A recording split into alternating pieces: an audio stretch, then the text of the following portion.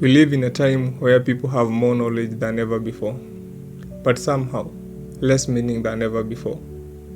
We communicate instantly with anyone on earth, but many still feel alone. We can predict the weather, measure the stars, but we can't seem to predict our own hearts. The more connected we become, the more we drift apart from what made us human: faith. Not religion as a system, not division, but the quiet, unshakable belief that life itself has purpose. When faith disappears, the world starts to look mechanical, and people begin to feel irreplaceable. Faith reminds us that there is something sacred even in struggle. The pain can have purpose. The story isn't over yet. Faith isn't just a religious concept, it's a psychological necessity. Humans don't survive on food and water alone, we survive on meaning. When life feels random or cruel, faith becomes the story that keeps us sane. Viktor Frankl, a psychiatrist, once said, "Those who have a why to live can bear almost anyhow." He noticed something strange in the concentration camps. Those who held on to faith or purpose, even in hopelessness, are more likely to survive mentally, emotionally, spiritually. Faith doesn't erase suffering, it gives it meaning. It tells you, this moment is part of something larger. Keep going. Modern neuroscience backs this up. When someone prays, meditates, or believes they are being guided by something greater than themselves, their brain changes. The amygdala, responsible for fear and anxiety, quiets down. The prefrontal cortex, responsible for focus and calm, becomes more active. Faith doesn't just comfort the mind, it reprograms it.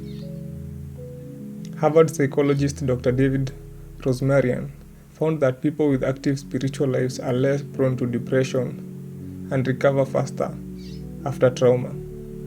Faith doesn't make life easier, it makes people stronger. Because when you believe there is purpose behind your pain, you don't fall apart, you rise differently. Philosophically, faith has always been the backbone of human thought.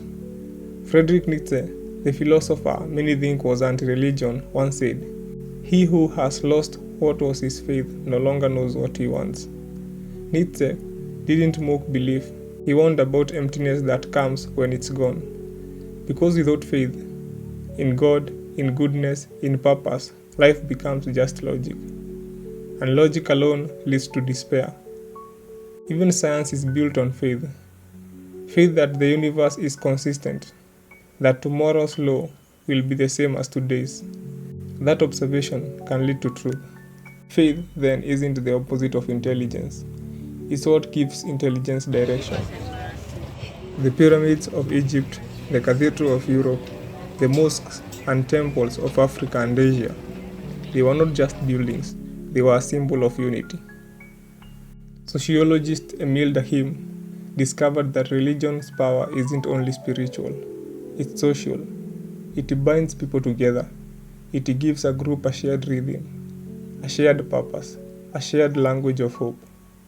When disaster strikes, the first to arrive are often faith-based groups, not government, because faith inspires compassion, and compassion turns belief into action.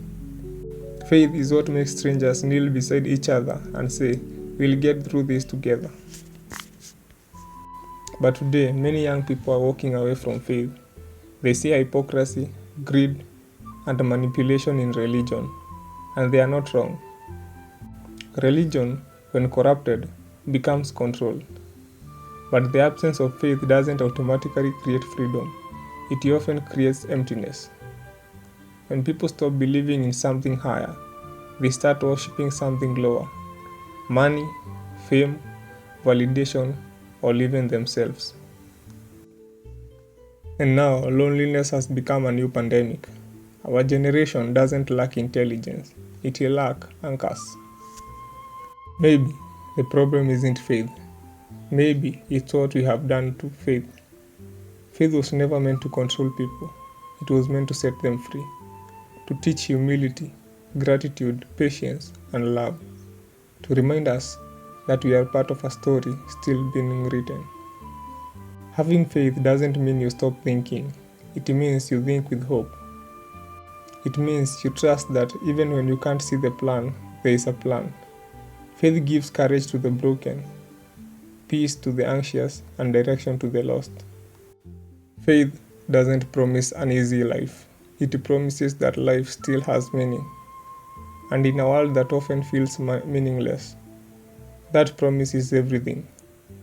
Maybe faith isn't a sign of weakness. Maybe it's the deepest sign of human strength. Whether your faith is in God, in the universe, or simply in tomorrow, hold on to it, protect it, feed it.